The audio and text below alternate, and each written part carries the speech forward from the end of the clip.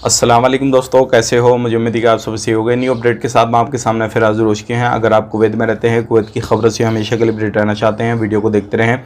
इस वीडियो में मैं आपको काफ़ी ज़्यादा इंपॉर्टेंट जानकारी देने वाला हूं, इंडिया के हवाले से, कुवैत के हवाले से, और इंडिया एयरपोर्ट पर अगर सफ़र करने वाले हैं तो अलर्ट जारी किया गया है, उसके हवाले से हम बात करेंगे।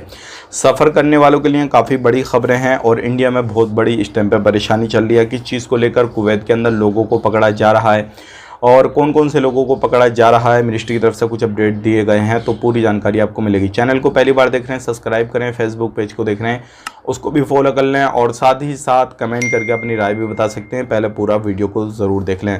सबसे पहले हम बात कर लेते हैं यहाँ पे दिल्ली एयरपोर्ट पे 4-5 जुलाई को जो है अलर्ट जारी किया गया है और ये आगे भी बढ़ सकता है, क्योंकि अभी जो है इंडिया के अंदर काफ़ी ज़्यादा बारिशें हो रही हैं और इस चीज़ को लेकर बताया ये जा रहा है कि जितने भी दिल्ली के देशवासी हैं, जो भी लोग अलग अलग कंट्रियों से, अलग अलग जगहों से, पूरे इंडिया के जो लोग हैं वो सफ़र करने वाले हैं, उनको भी अलर्ट जारी करके बताया गया है। और जो लोग दिल्ली में रहते हैं उनके लिए भी जो है ये अलर्ट जारी किया गया है कि आने वाले वक्त में हो सकता है बहुत ज़्यादा बारिश हो, जिससे फ़्लाइट भी काफ़ी ज़्यादा डिले हो जाए और आप लोगों को काफ़ी ज़्यादा परेशानी आए। तो इस चीज़ का पहले ही बंदोबस्त आप अपनी तरफ से भी खुद करके रखें।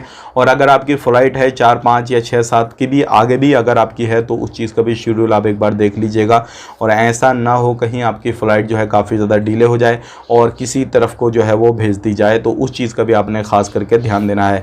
अभी बात करते हैं इंडिया के अंदर काफ़ी ज़्यादा बारिश हो रही है अलग अलग एरिया में, आसाम, बिहार, उत्तर प्रदेश, और बात करते हैं यहाँ पे हिमाचल प्रदेश, उत्तराखंड, इन सभी जगहों पे काफ़ी ज़्यादा बारिश हो रही है।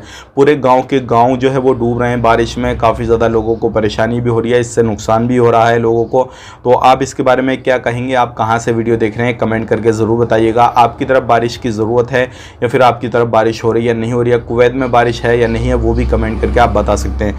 अब बात कर लेते हैं यहाँ पे अगली खबर की तरफ। जो अगली खबर आ रही है निकल के कुवैत में जो लोग रहते हैं उनके हवाले से आ रही है। अगर आप कुवैत में रहते हैं तो म्युनिसिपैलिटी की तरफ से जो बल्दिया की टीमें हैं उन्होंने जो है अभी चेकिंग शुरू कर दिया है। उन लोगों के खिलाफ जो है काफ़ी ज़्यादा बड़ी कार्रवाई की जा रही है जो लोग किसी भी तरीके से अपना कचरा वगैरह जो भी है कहीं पर भी रोड पर फेंक देते हैं, समंदर के किनारे फेंक देते हैं या फिर कहीं पर भी A to Z फेंकते हैं लेकिन कचरे के डब्बे में नहीं डालते हैं, तो उन पर जो अब फाइन लग रहा है वो 500 KD से ज़्यादा या फिर 500 KD भी लगाया जा रहा है और उनके ऊपर कानूनी कार्रवाई की जा रही है। तो ध्यान रखें, अगर आप कहीं पर भी घूमने फिरने के लिए जा रहे हैं, कुछ भी कर रहे हैं, कचरा हो, डब्बा हो, कुछ भी हो, तो आपने उसी जगह पे डालना है जहां पे बंदोबस्त किया गया है। अगर आप कहीं अलग जगह पे फेंकेंगे तो फिर आपके खिलाफ कानूनी कार्रवाई की जाएगी और इसमें आप पर जो है 500 KD यानी कि आपके 3-4 महीने की सैलरी जो है वो यूं ही चली जाएगी। बेफजूल बेमतलब ही आप इस तरीके से काम करते रहेंगे, क्योंकि अभी जो लेबर कैटेगरी की सैलरी है, बहुत सारे लोगों के सवाल आते हैं कि अभी जो सैलरी है बेसिक वो कितनी ज़्यादातर मिल रही है यहाँ पर, वो बता दीजिए। तो देखिए, मैं आपको बताना चाहूँगा कुवैत के अंदर अधिकतर जो सैलरी है जो कंपनियां देती हैं वो लगभग 100, 110 या 120, ज़्यादा ही अच्छी कंपनी है तो ये सैलरी आपको प्रोवाइड करती है। लेकिन इससे कम बहुत सारी कंपनियां जो है 80 दिनार, 90 दिनार भी प्रोवाइड करती हैं सैलरी।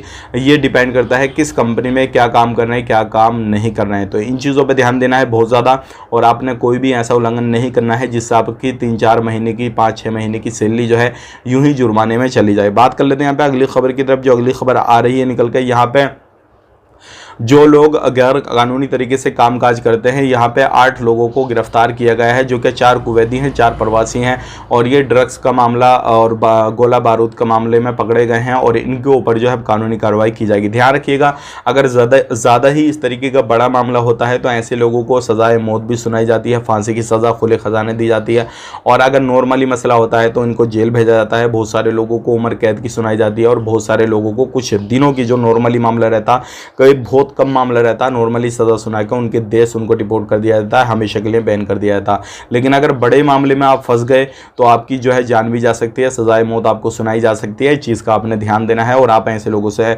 और ऐसे काम से बिल्कुल जो है दूर रहें, बच के रहें, नहीं तो आपको बहुत बड़ी परेशानी आएगी।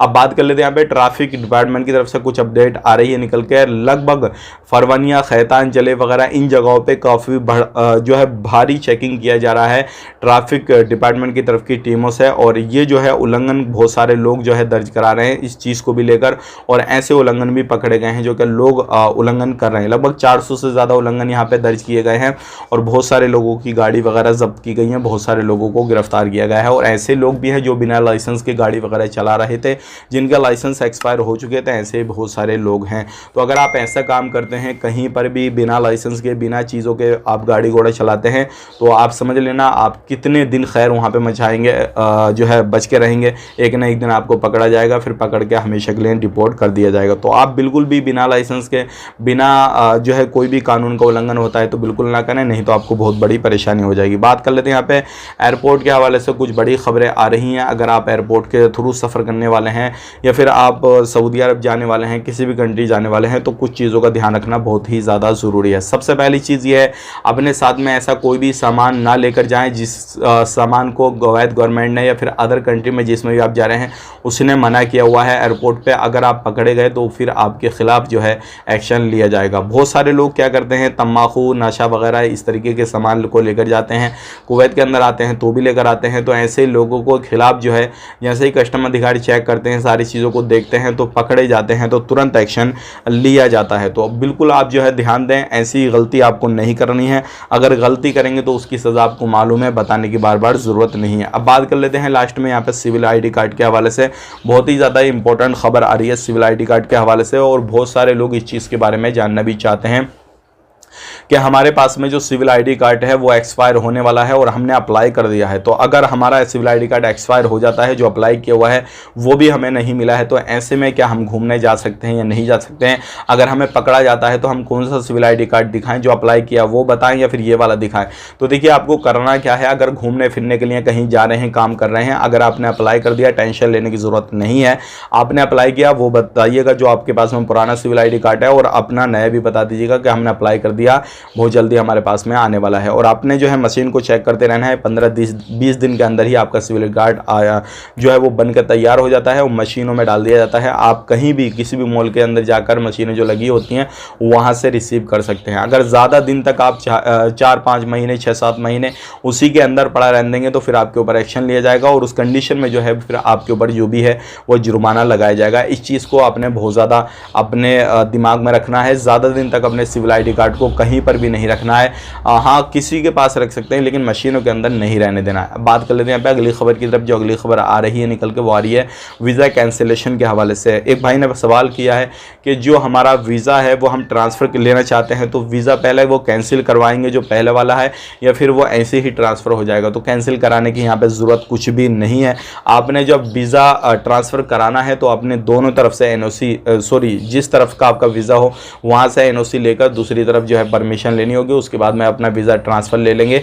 यहाँ पे कोई भी परेशानी, कोई भी दिक्कत आपको नहीं आएगी। बस ये है जहाँ से आप वीज़ा ट्रांसफ़र लेना चाहते हैं उसका NOC ज़रूरी है, यानी कि परमिशन एक तरीके की वो ज़रूरी है, और उसके बाद में आपको आराम से आपका वीज़ा ट्रांसफ़र हो जाएगा और जो भी काम करना चाहते हैं कर सकते हैं। तो ये थी आज की कुछ इंपॉर्टेंट जानकारी जो कि मैंने आप तक शेयर कर दी।